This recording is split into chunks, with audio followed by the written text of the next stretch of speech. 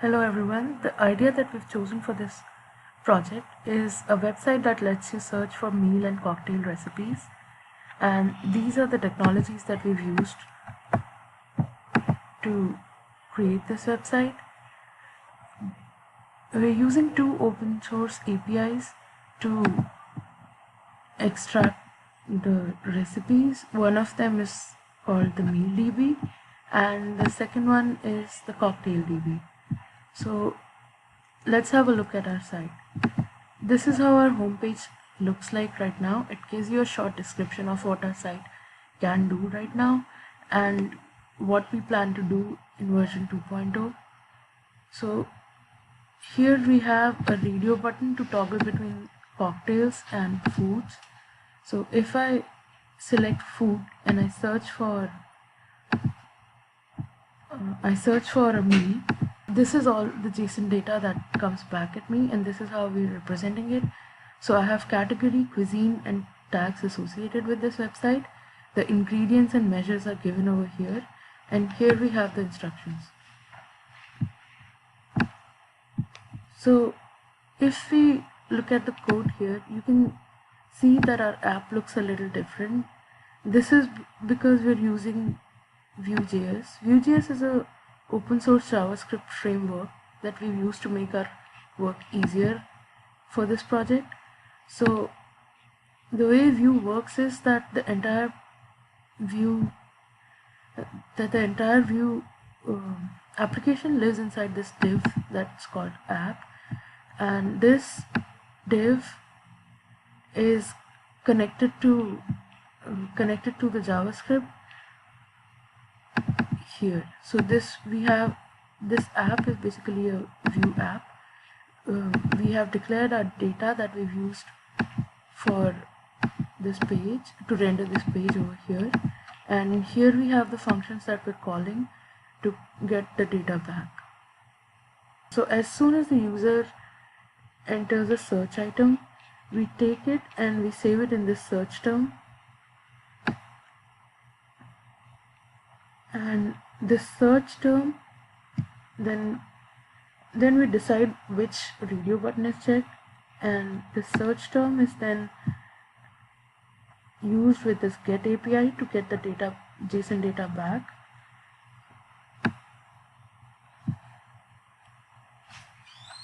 So here we're performing a null check, that if the data that we're getting is not null, then we're going to save it in a variable in order to show it on our app, and if it's null, we're going to alert that food item is not found. So let me show you how this works on the website.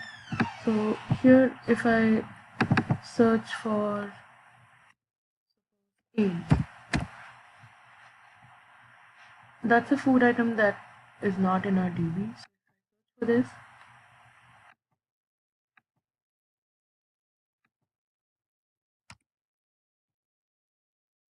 I get this alert that food item is not found, and I get redirected to our home page. Now let's see how we're actually saving the data. So we looked at the API, and these were all the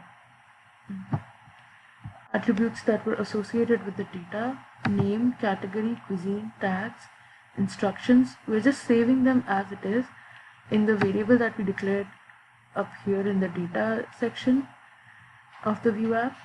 And here, just to concatenate ingredients and measures, we have two temporary arrays that we're using, and we're using a for loop to concatenate them here and save it in the ingredients for entity.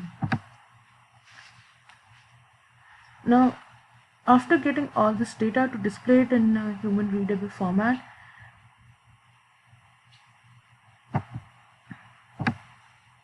we are using these divs. So our category gets logged here, cuisine here, and so on. So one thing that's really nice about Vue.js is that you don't need to write long syntax for loops. We can just use v for ingredient and ingredients, and we can just log out the ingredients. This is what is creating the list of ingredients that we saw on this page.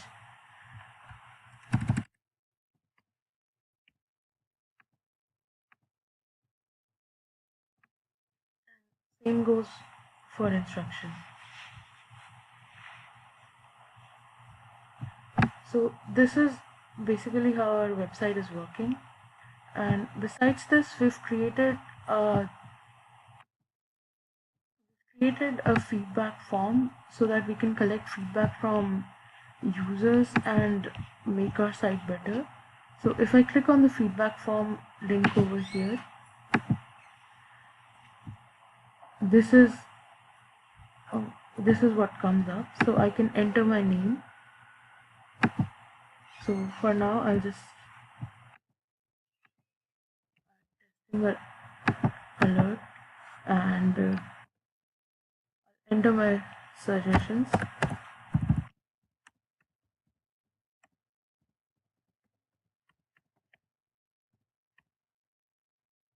And if I click on submit,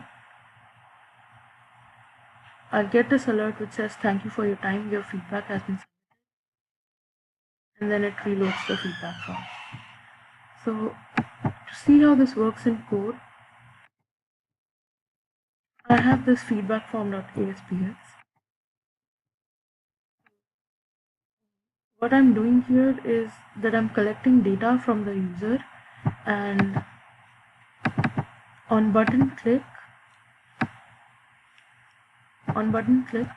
I'm creating a new feedback object, and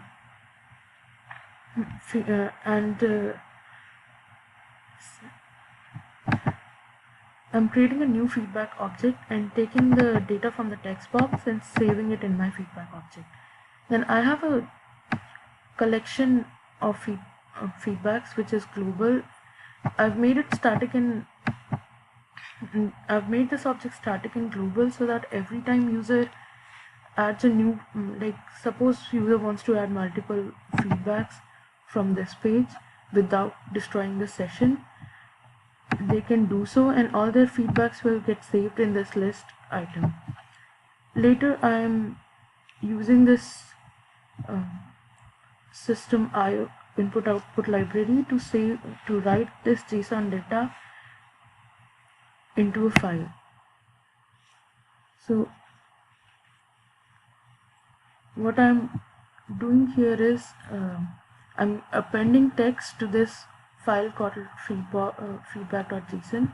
This app domain current domain base directory is used to give it the path that we have currently for our application, and then I'm serializing my JSON data and saving it into the file. This was the overview of the application that we've created for the XML project.